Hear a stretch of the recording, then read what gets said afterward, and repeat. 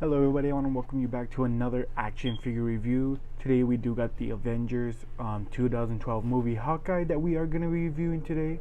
So let's go ahead and jump right into it and get this review started. So right here on the screen you can see that we do have the picture of the line that was released, and it does show all the figures that did come along besides the Hawkeye one. I do believe we did go ahead and already go over the Avengers movie Captain America, which is not the exact one that did come out in this line, but it is a reprint with the new head sculpt. I did review that last week in my last review. This Hawkeye, I do believe it looks very accurate to the one that we did have in the movie. I'll go ahead and also put the reference one right here. As you can see, it is pretty spot on. I cannot remember when the exact moment he did wear the glasses. I want to say it is during the helicarrier attack scene, but even then I'm not too familiar when he wore the glasses. But overall, I think the design works very well for the first Avengers movie. Going ahead and bring this figure a little bit closer, I feel like the design and everything with this figure is among the best that we did get with the line for the Avengers Walmart exclusive line. I'll go ahead and get into the articulation everything shortly, but I think overall for a Hawkeye figure, even now it stands today and be a very good Hawkeye figure to have in your collection. Just to go ahead and get into our accessories, he does come with his bow, which is made out of a really thin kind of plastic. Actually the bow part is actually kind of thick. It does bend a little bit, but it does take a little pressure, but for him just to hold it is very good. While the actual, like where the string's supposed to be, is kind of more of a bendy plastic, so you can have him kind of pull on it. I would have preferred something else, like a little bit thinner, clearer plastic on this end. I don't really like this pure black. I feel like we could have done more, but for the time it did come out, I do think it's a really good bow, because like I did mention, this was a Walmart exclusive, and this one was just kind of released very fast to go along with the movie. Not much thought or dedication did go into the figure overall. Going ahead and getting into his quiver, it doesn't have any it's all like flat on the top. It doesn't really have anything where you can put arrows in. It doesn't have anything like that. As you can see, it does have this little peg that you can just go ahead and port right into the figure's back right here. He does have this plastic part that doesn't get in the way. You just go ahead and push it in. Give me 1 second. There we go. And it ports in like that and holds on very nicely. I think it is very nice. I would have preferred them to have sculpted some arrow tops here, so when you have him like holding it like this, it's not just holding on to nothing. You would have had the arrows. I do believe there was a re-release of this figure. If I can find, I'll go ahead and put it on the screen, that has a different head, and I believe the arrow pack is actually different as well. I don't currently have that one in my collection, but I do want to go ahead and pick that one up eventually to go along with this one, and maybe have him as my Age of Ultron Hawkeye. Going ahead and get into articulation, as you do see I have him standing up, so regular pose. You can go ahead and get him a 360 just so we can see the figure all around. As you can see, it has no issue standing up by himself, which is actually quite surprising, because my Captain America figure, I do have a little bit of a problem standing him up. Even just picking up Hawkeye and moving him somewhere else, he does stand up pretty well. Going ahead and getting started with this head sculpt, I'll go ahead and put the Age of Ultron Hawkeye right here, just so we can have a side-to-side comparison of the two figures.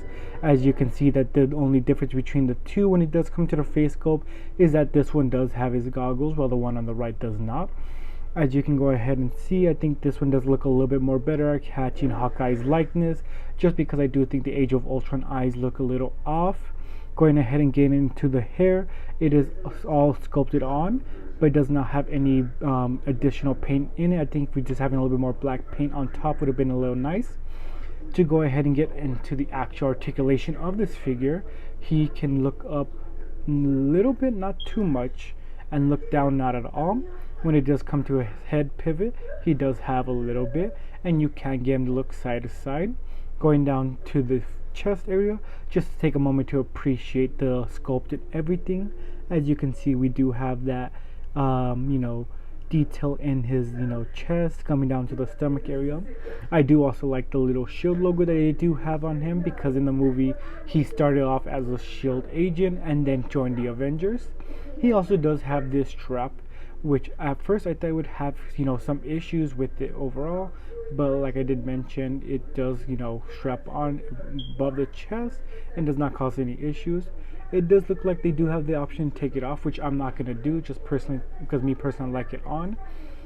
Going to the actual articulation of it, with starting with the shoulders, he is able to lift his shoulders up that high.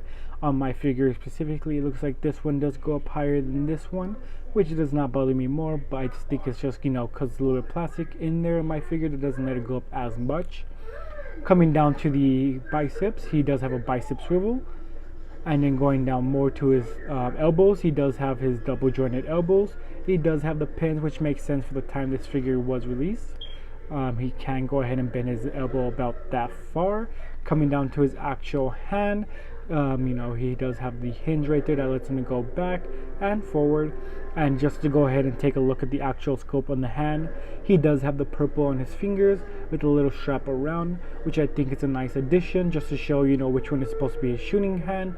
And then on the other side, it does have these straps on it with this little bit of protection. I'm not sure what for, but he also does have his bow holding hands, just so you don't get the two confused.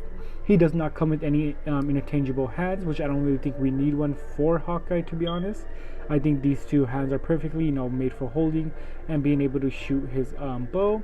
Coming down to the actual chest area, with the ab crunch, you can go ahead and get him back this far and get him forward this much. He does take away a little bit of the posability when it does come to the chest area. I wish that we could have done something to, add like an ab crunch or something, just so he could bend back a little bit more. Just with Hawkeye, I do believe, me personally, he should be a little bit more flexible and be able to get into some more different kind of poses, just because, he is an archer and a shield agent. And we've seen him, jump around, do flips and everything like that. So I would have liked to see him with that ab crunch. Coming down to, the actual waist area and the, stomach area, it is all one solid piece. But it does have that nice detail and has his belt molded in. Going around the detail, just continue all the way to the back with this gunmetal gray. And then coming back all the way to the front. He does have those hips I do not like, but it will allow him to kick from that far and kick forward about that far. When you're coming down to the legs area, he does have a hip swivel, and it does have molded straps onto his legs that add that much detail to him, which I really like. Coming down to the actual knees, you can go ahead and get him to bend that far, and with the scope, it looks like he does have D-pads, which I do really like. Coming down more to the actual feet, he does not have ankle, like the thigh swivel at all.